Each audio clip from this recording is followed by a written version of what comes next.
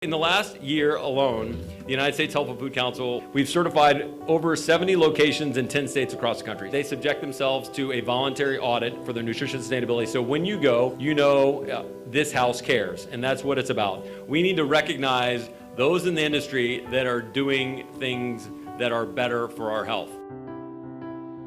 We're in the middle of a food revolution and everybody here is part of it. We're up against invisible calories from invisible sugars. And if we want to change the food supply, we not only have to change what we're serving to people, but we also have to change our educational system to try to teach kids about not only what good food tastes like, but also where it comes from and how to grow it.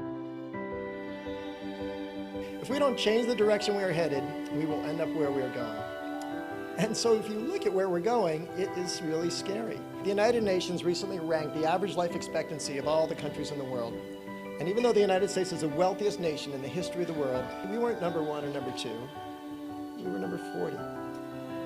So what does it say about our lifestyles, about our diets, about our connection to the natural world, about our connection to each other?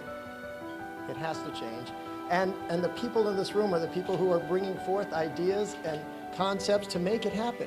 And I know we can all attest it is not easy work. Living in Washington, D.C., where every day we are faced with major crises that sometimes include things like war and genocide, it's easy to think that food and diet-related disease is somewhat trivial, but I've come to appreciate really it is incredibly important and probably potentially a threat to our economic security even.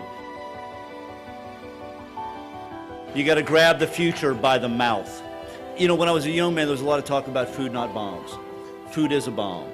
Food is how we'll change America.